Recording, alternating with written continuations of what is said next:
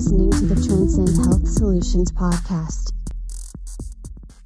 All right, we are back for the 5th episode of the Transcend Health Solutions Podcast, and we were really trying to figure out what is the next topic we should cover, and on a whim, I was like, let's talk about emotions with Courtney. Mm-hmm. And then we started to try to come up with what we wanted to say about emotions in a podcast. And we talked about it for multiple days. I don't know how many hours you think we talked about talking about doing this podcast. Mm-hmm. There's so much you can talk about. Apparently, there's a lot more to emotions than maybe either of us realized. Mm-hmm. So we wanted to do a overview today and just discuss basically what are emotions, what is the purpose of them, what is the consequence of ignoring them. I don't know anything about emotions because I'm a paramedic, and so we got Courtney Traber in today. She is a therapist here at Transcend, and she's one of our KAP therapists, and she's going to just impart all of this knowledge onto us. Don't build me up too much. You're going to learn so much. We'll see what we can do. All right, so Courtney, where do you want to get started talking about emotions? So I think a good place to start is just kind of this question of why they're even important. You know, like, why do we need to focus on our emotions or be aware of them? Why do we even really need feelings necessarily? Well, what is your perspective of why we need them? So I think emotions are these really important driving factors in our lives, whether we're aware of them or not. And if we're not aware of them, then I think we can be driven toward things that maybe actually aren't like valuable for us or meaningful. And I think that causes a lot of problems in our lives and can lead to a lot of dissatisfaction and confusion. So what you're saying is these things, these emotions that we're having that are so difficult, like, have some utility. There's some reason that they're there. They definitely have utility. Yeah.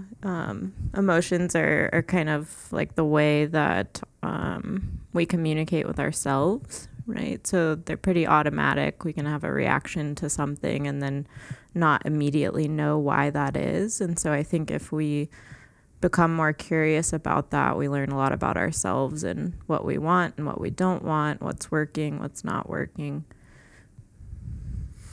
Well, I guess it probably makes a lot of sense why therapists are always talking about emotions in therapy, right?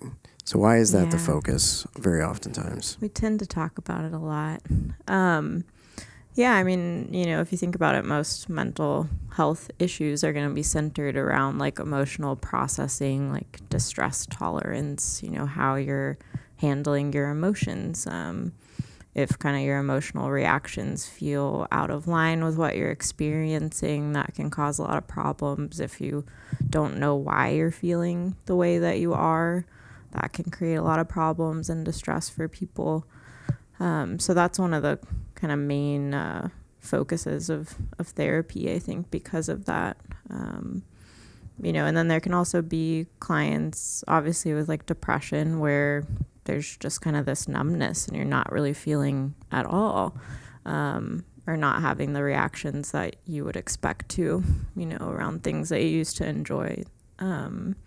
So that can be another issue because, you know, if you're not feeling, then you're not being driven toward anything. You might feel like you've kind of lost motivation or interest in most things. So, yeah, I mean, let's talk there about depression and emotions. So in depression, what's kind of going on emotionally for someone? You were talking about being numb.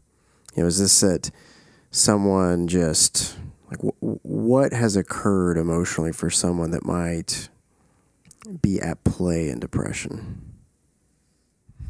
Oh, that's a complicated question. Well, probably not straightforward for every person, right? But yeah, I think that can look, you know, there's a lot that could be at play, and not everyone who has that diagnosis or who has experienced depression would have experienced that like numbness or anhedonia. But I do see a lot of clients who are experiencing that. And yeah, I think sometimes, again, not for everyone, but sometimes that might be the result of kind of pushing down or suppressing emotions for such a long time that eventually you're just not really kind of having those emotional reactions at all. So it's almost like you're saying that, the consequence of maybe not feeling these emotions, squandering them in some kind of way, maybe even like drinking, some pattern where you're either not recognizing your emotions, maybe because maybe you don't have a language around that, or, maybe it's just too painful.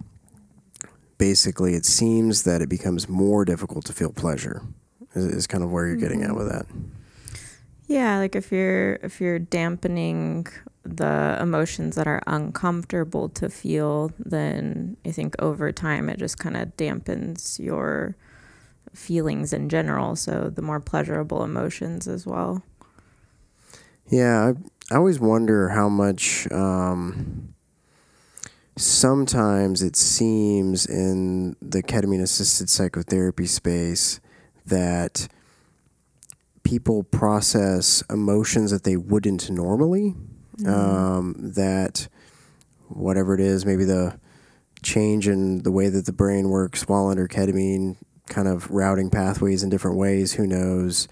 But maybe they're very used to being angry, and they just kind of like maybe experience sadness or something different that they normally would. I mean, not that it can't amplify what they normally feel, but sometimes it seems like if they needed to process this in multiple ways, maybe there was just kind of a missing link there, and they became more capable of processing it emotionally in one specific way during KAP. For sure. Yeah, I've seen that a lot with grief, for instance, that, maybe someone's been mostly processing or focused on kind of the anger piece of it, like the unfairness, and just kind of that helplessness that comes with anger sometimes or leads to anger. And then when they get into, the ketamine space, they might kind of allow the sadness to come up and just kind of that feeling of loss and deep hurt, So I think it does kind of seem to open up more of the spectrum for people. I don't know exactly why that is either, but that is something I see a lot. Yeah, I mean, there's probably a lot of different possible ways to look at why that might be happening phenomenologically, but it's probably not as important as just recognizing that it's possible. So we've talked a little bit about why emotions maybe are important, or what maybe the consequence of kind of ignoring our emotions might be. But I mean, I guess I don't even really know all the different emotions that there are. You know what I mean? There's a lot. Yeah, well, I mean, in my own private therapy, I feel like very oftentimes my therapist might say something to the basically trying to help me recognize what emotion I'm feeling at a moment. And sometimes I just like literally will say a word that is not an emotion, like to describe it. Like my ability to sometimes know exactly what I'm feeling is limited. And I definitely feel that through the process of being able to actually say, this is what I'm feeling, then I think it helps me to feel it deeper, and to actually be what I am in that emotional state. I guess maybe what I'm kind of asking is like to try to provide value and to help people in their own lives with their emotions. What are these core emotions that people can experience, and what is some language around some of these different emotional concepts that might be useful to somebody? So, yeah, I think this was something that we talked about that I thought was interesting, that there there's kind of like competing research, or it's contested like what the core emotions are. But I think it's anger, disgust, enjoyment, sadness. Am I missing any? Oh, fear, of course, fear. But under each of those umbrellas is, a ton of different emotional words or labels that are going to be like slight variations. And also the idea of mixed emotions, or kind of those complex emotions. So the idea that you can have multiple emotions coming up at once, and you don't necessarily have to choose between them. And then with complex emotions, that idea that like you can have an original emotion. So it might be sadness, right? And then you can even kind of have a reaction to that sadness. So they're kind of interacting with each other. So say I feel, sad about some kind of loss in my life, and, become tearful, and then maybe get frustrated with myself for reacting that way, or, for expressing my sadness or showing it to someone else. So then that's now the emotion that I might be experiencing.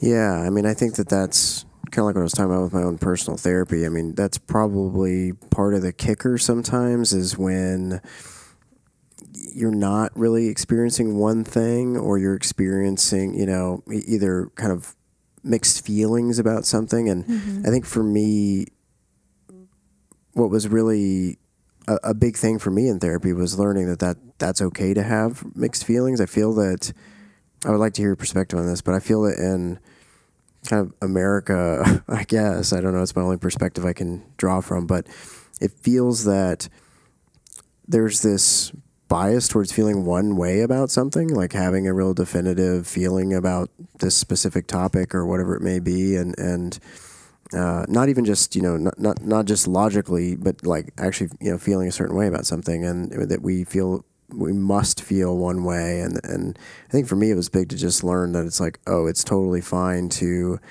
be excited about this thing, totally scared that, it's happening, worried about it in different kinds of ways, like, and having, the slew of things, and realizing that that's what I was actually feeling, was this concert of various chemicals from these various emotions. And what's occurring for me physiologically is actually very complex. And that's why I'm a little bit like, I don't know how I'm feeling,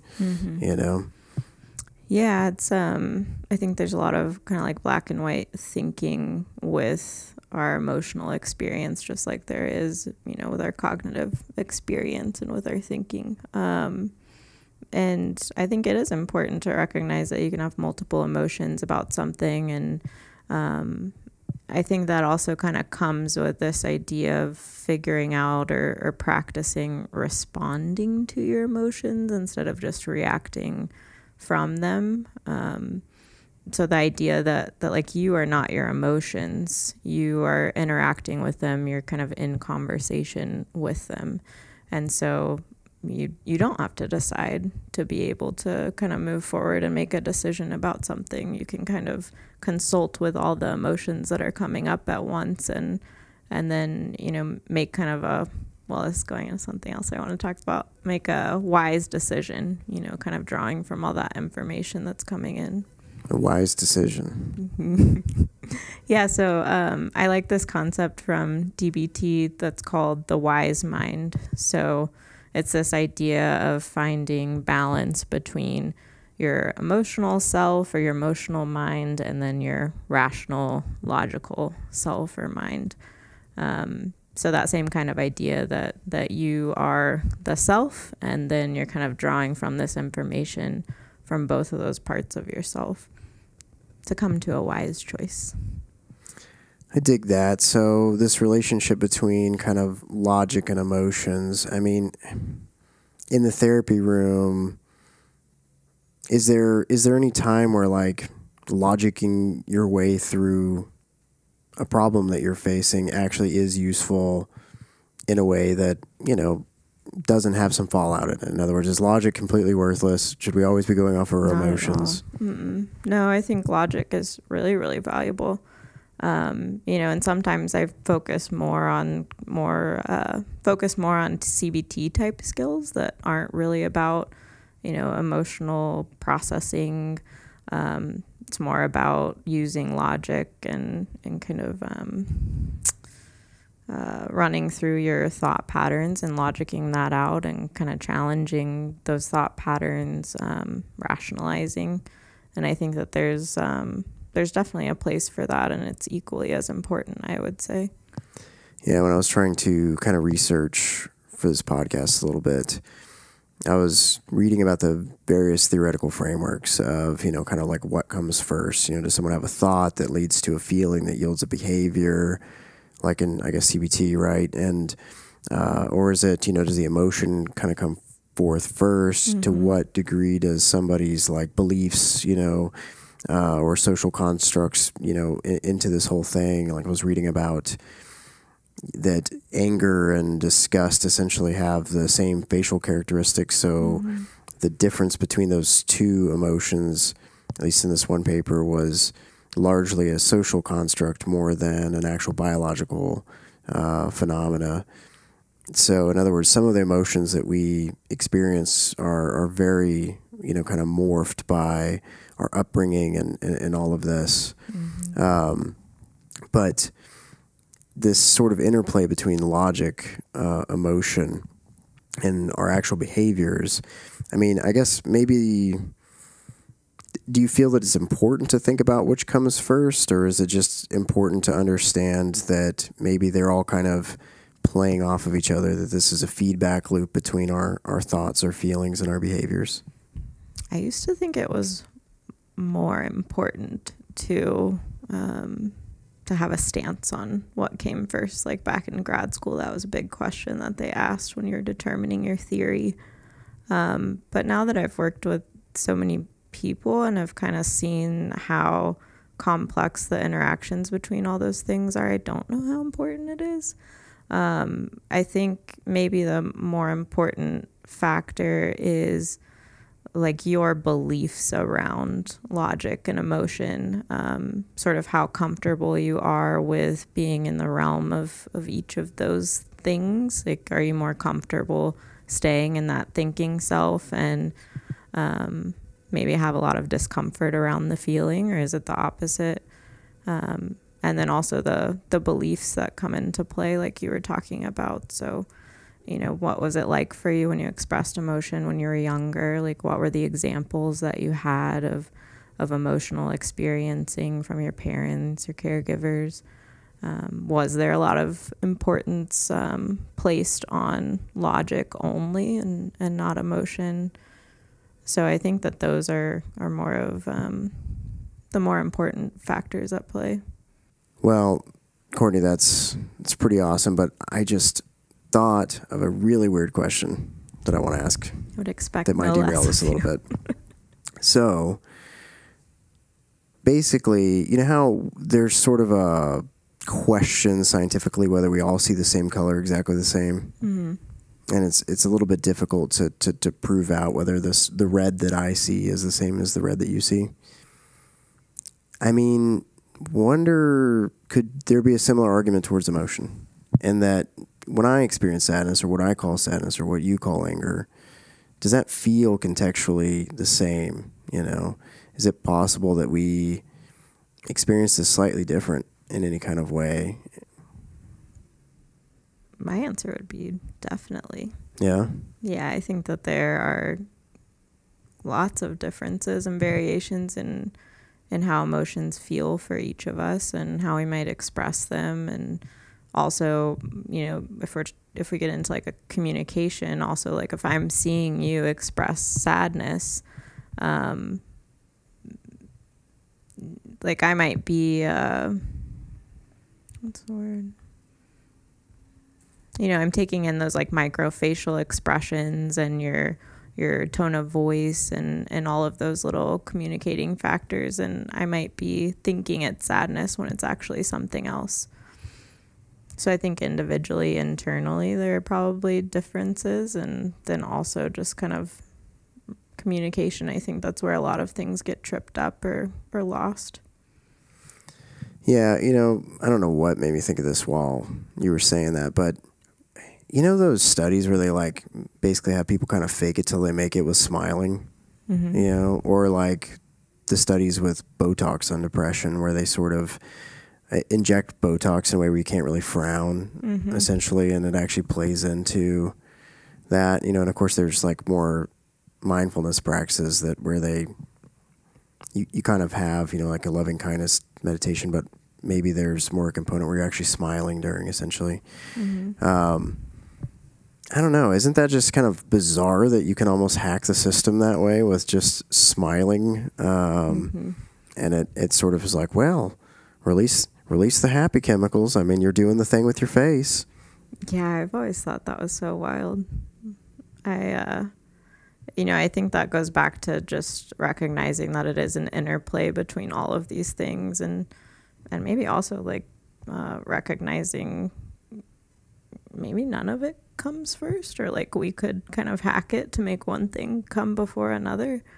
But yeah, I think I don't really have anything else to say on that besides I think it's pretty amazing that you can model an emotion just in your physical self and it can create that emotion within.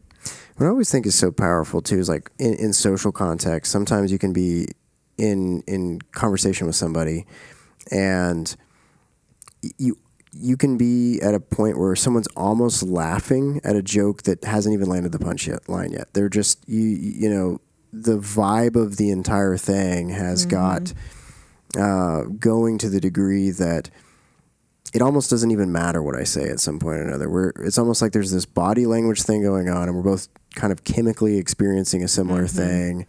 And inevitably, you know, you can have situations like that where someone doesn't even quite kind of understand your joke, and yet they still laughed. And like, oh my God, my body just laughed. I didn't even know what was going on, you know. But it's like a real laugh. It's not just like trying to uphold the social, you know, gesture there. But yeah, I think there is just this, you know, emotions are like also meant to be a force that connects us and goes back to that communication piece. It's kind of the shared experience, and I think we could also go into like issues with emotional processing and what happens in relationships with that, if that's, you know, difficult for you to pick up on those signals. Yeah, I think that's something that I've also seen just because of COVID times, you know, the isolation and kind of being forced to withdraw.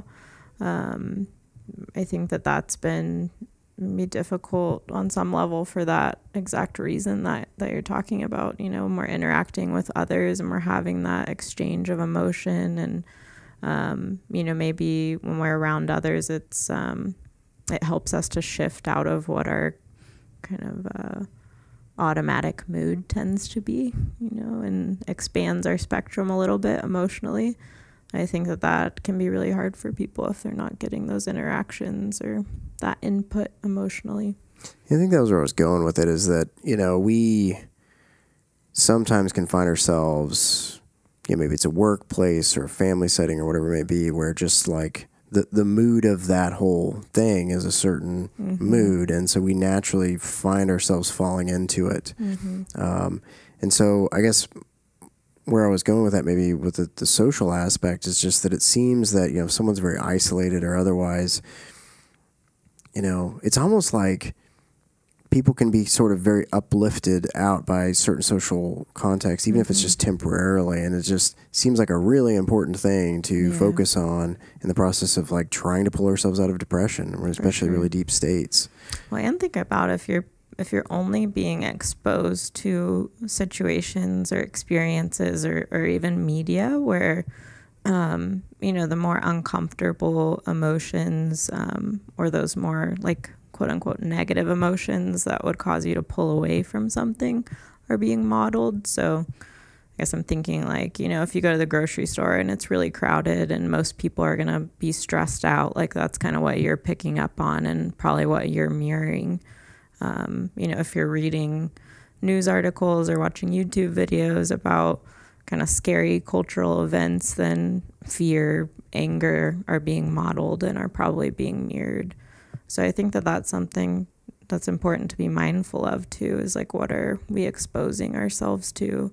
Because there really is that interaction when we're seeing others express emotion.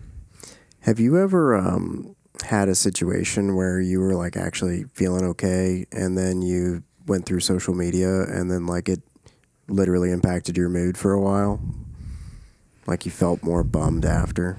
It doesn't happen often because I've kind of filtered my social media to where most of it is like inspirational quotes or like philosophical stuff or psychology things. Puppies and rainbows on Courtney's social media channel, but a lot of it is, yeah. I love bird videos for some reason. Gotten into bird watching as I'm nearing my 30s. But I mean, there definitely have been times when a huge like news stories broke and I'm scrolling through social media and my mood does completely shift, and I think that some of that, not all of that is bad. It's not inherently bad.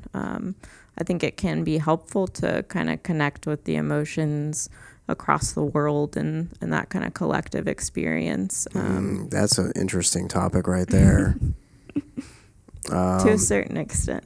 Well, I was more thinking of like a collective unconscious type direction with this conversation. So I don't know. What do you think? The force is strong these days. All right, we're going to reserve the right to get a little bit out there for a little while and we'll bring it right back. But Courtney, what do you think? Is it possible that there is a collective unconscious that is largely dictating some of these emotions, feelings, things that we have? In other words, when there's a mass shooting like recently,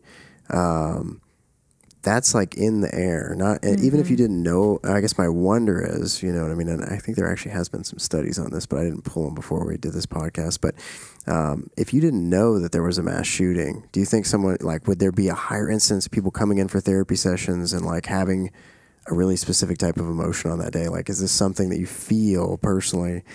Don't even worry about the science or data. Is that something you think I love is when real? We don't worry about the science and data. Yeah, well, we I definitely caveated think it. it's real, for sure. I had this odd experience when there was that storming of the Capitol where, I mean, I don't really check my social media often, but it had happened like way earlier in the day. I didn't know about it yet, but I had gotten like a really bad headache, which doesn't happen often. I just felt really weird.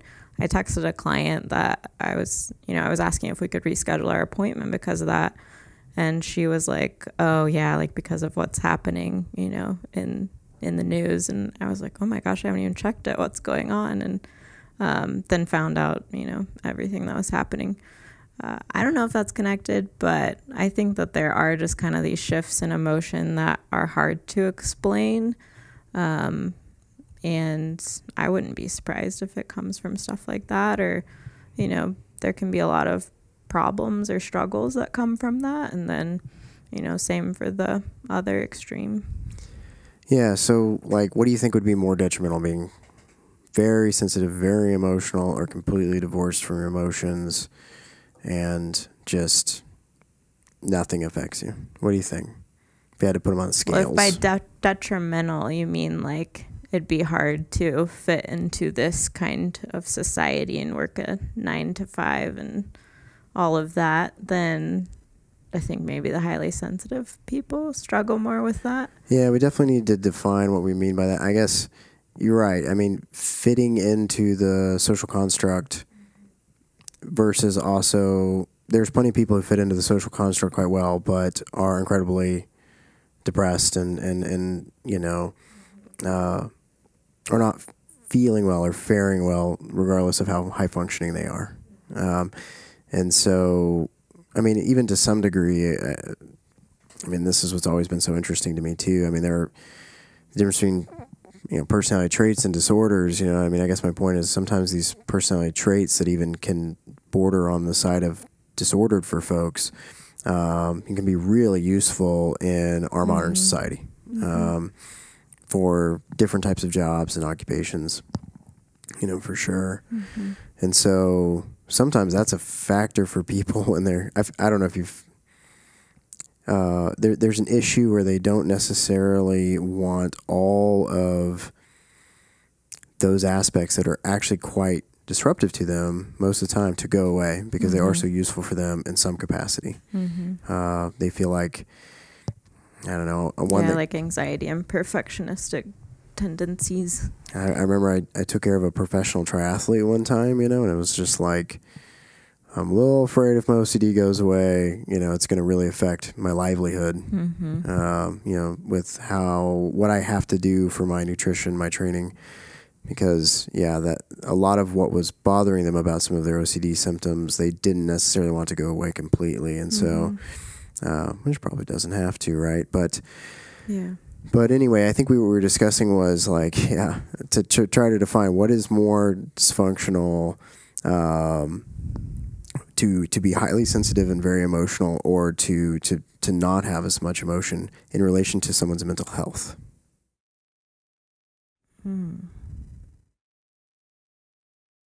I'd probably say to kind of be ignoring that emotional part of your experience. But I'm a little biased because I'm a therapist. Yeah. Maybe there are lots of people who haven't come into therapy who are living a very fulfilled life in solely a logical space. Well, I mean, we're talking about just for mental health, right? We're not saying if you're going to go be a Navy SEAL, is being a highly sensitive person potentially going to be detrimental? Probably, I wonder if there have been. I have another crazy question. You know David Goggins? I don't know him personally. No, but that'd be pretty cool if you did. But you're aware of the character David Goggins. Yeah. Give me, I know this is like probably terrible to ask a therapist to do this, but what is the consequence of being that way all the time? I mean, that guy is so hard. That's his thing. Like, the emotions, they're out the door. Like, what do you think is going to happen to this guy at some point? Does this just crack eventually? Like, are there just some people who, like, they just somehow figure out a way? For anyone else, I would say it would crack eventually, but I don't know if he will ever crack. I think that he'll crack eventually. It's just that I think his body will crack eventually. His body will crack, but he'll crack in 240 years, but he's not going to live that long. And so it's just like it's way out there for when he's going to crack. That guy's just super tough. But I would imagine, I don't know. There's so many different types of humans, and I feel like he is just definitely an outlier. I don't know if most of what I'm talking about maybe even applies to David Goggins. Well, yeah, there's outliers, right? And all of these things. So if we define David Goggins as one of like the hardest people in the world, that means that there's probably the opposite somewhere out there. Have you met that person? Cushiest, gushiest. I don't think I've met them yet. The opposite of David Goggins, if there was a yin and yang. I think David Goggins would have to find that person to be able to recognize them, maybe. And they need to make a baby and have the most complete human the wisest human. The wisest human. Wisest mind. Possible. Well, for anybody who doesn't know who David Goggins is, a Navy SEAL guy, look him up. He's a character. I feel like that goes into something we were discussing as a possible series topic around grit, and kind of the usefulness of a David Goggins type mindset or having that kind of voice within yourself somewhere that sometimes is like, just do it, right? Like, I know you're not wanting to, I know you have these feelings, but just do it anyways, right? Yeah, I think that when I was a kid, I probably, was pretty emotional. And I probably would have, I was pretty nerdy. And I think life made me get really tough. And because of a lot of the things that I wanted to do. And, I think that it's like coming kind of more full circle now, I guess, is where I'm going with it. And that now it's maybe achieving more balance between these two things, because I actually do spend about a good portion of my day kind of in a room with people doing therapy, and we're kind of in this world of mental health and all of this, and then I'll go to jiu-jitsu and kind of work on sort of hardening certain aspects of my being. And, you know, it's an emotional, spiritual journey as well with jiu-jitsu. And I guess the building of grit, and I know there's research on like sort of development of grit in children and kind of, you know, occupational success and things like this. But I guess in the therapy room, what does building grit like look like? And this may be a whole podcast topic, but yeah, I think that the grit piece, a lot of times, at least I kind of weave that in around goal setting and, you know, actually taking action outside of the therapy room. I think that's the part of the process where grit really has to come in. And I mean, but you can practice it, right? It's not something that has to be like built in. But yeah, this idea of like, we can talk about emotions, you know, as much as we want. We can, you know, challenge your thoughts and explore these beliefs from childhood, but eventually you have to just like do the thing that scares you or do the thing that you've been avoiding. And so I think that that's maybe even kind of the integration piece too of KAP or psychedelic therapy is like, how am I going to put this into action, even though that might be a really scary thing to do? Putting it into action, you know, this whole like grit action side, this like really pairs well with like my framework for some reason. I feel like saw your eyes light up. Yeah, I mean, I think that deep down, I know that most people, there's so much more capability within them than they're aware of. And I think that when you've experienced that grow within yourself, there's a real desire to help show other people that that's within them. You know, I've experienced this, I don't know, like why it's worth mentioning, but I remember one of the first instances where I ever experienced this. I was actually at a wrestling camp in Oklahoma, and we had a full day of wrestling, and at the very end of the day, they were doing this like really long, you know, kind of repetitive workout that would really burn you out. And then at the very end of the entire day, you're completely done. And they made us hold a half push-up. And they said that we were going to do it for an hour. And everybody's like, that's not even possible. You know what I mean? And they said, well, if anybody falls, we start the hour over again. And so, you know, it kept happening like 20 minutes in, you know what I mean? Whatever it may be, like somebody would collapse, you know what I mean? And not their fault. I mean, this is the end of the day. This is like literal muscular failure.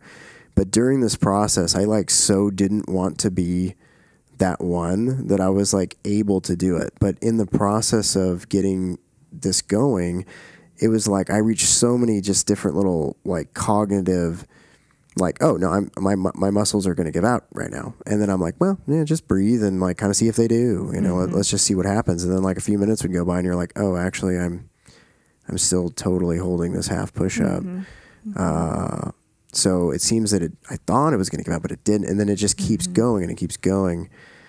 And I've experienced this just in, you know, a lot of different athletic adventures and other thing. But I guess my point in all of this is anytime that I'm ever facing something in life that's very challenging, I feel like those things ingrained in me where they stemmed from a physical venture, they sort of, they're in there psychologically. Like, you know, okay, this is a really tough time right now, but just like you can handle so much more than this. And I just think you can build that capacity through time, through the tough things that we face and then that we get over.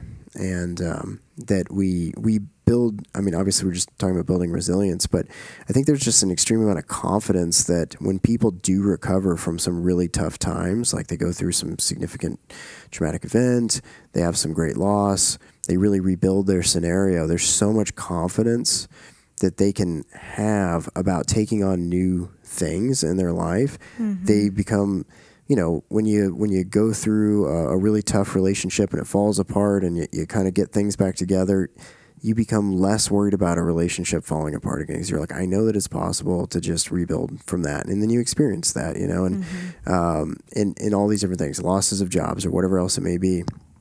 And I guess for me, you know, I know I've experienced that to a great degree, and I always want to help people to foster that.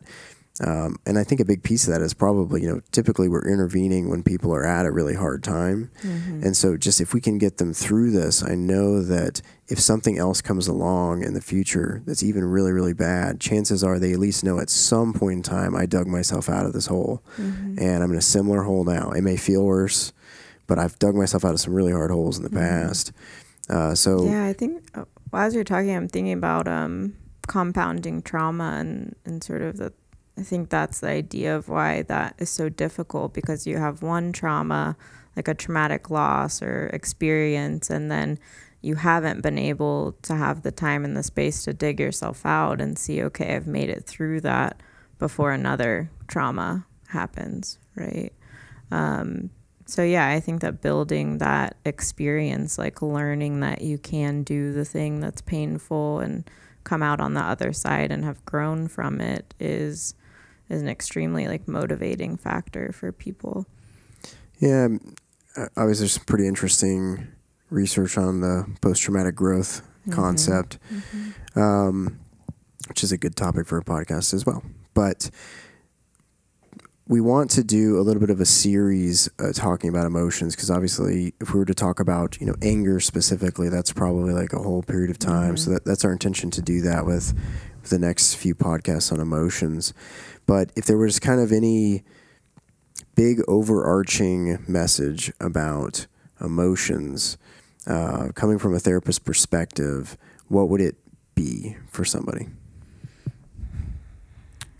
I think from my perspective, it would be something around that idea of wisdom coming from both of these aspects of the self, that you don't have to choose one. You're not a logical person or an emotional person. You're both, and they both have equal value and should kind of, it's most helpful if they're in conversation with each other. It sounded like a therapy term or something there when you went most helpful. Because I said should, and I always, talk with my clients about shoulding all over yourself. See, so I caught myself there. We're all working on it. So you have a poem that you wanted to share with us. I do. I forgot about that. I don't know how great my poetry voice is. Maybe we can filter it so where it's like Chewbacca doing it.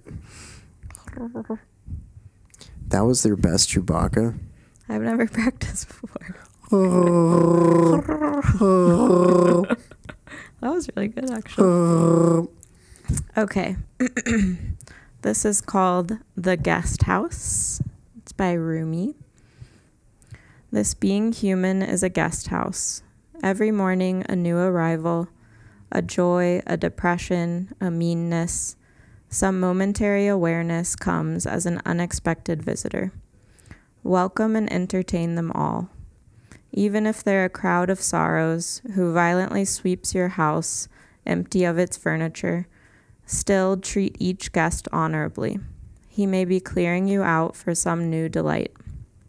The dark thought, the shame, the malice, meet them at the door laughing and invite them in. Be grateful for whoever comes, because each has been sent as a guide from beyond. This reminds me of the sort of Buddhist story of Buddha meeting Mara before enlightenment. I don't know that story. Yeah, inviting Mara to tea.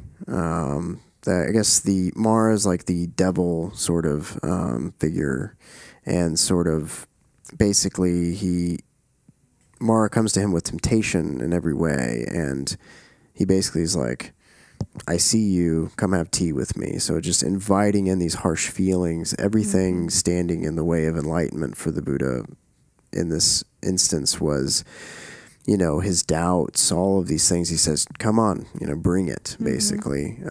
But not in a challenging way, in a friendly and compassionate way of come have tea with me. Yeah. So, I mean, that's kind of what that reminded me of, was just this concept of not being so scared of our harsher emotions. And paradoxically, if we greet them and we are just like, okay, show me what's up, Give me the guidepost here. A lot of times they feel quite a bit different when we actually experience them when they're welcomed in. All right, Courtney. Well, I think we did it. We got at least a little bit of our initial talks about emotions. We're going to do a little bit of a series of some different emotions with some of our other therapists as well. And I'm sure Courtney's going to be back many times, and she's going to work on her Chewbacca sounds and return. That's my Arnold Schwarzenegger. All right. So what is our sign off for today? After a while, crocodiles.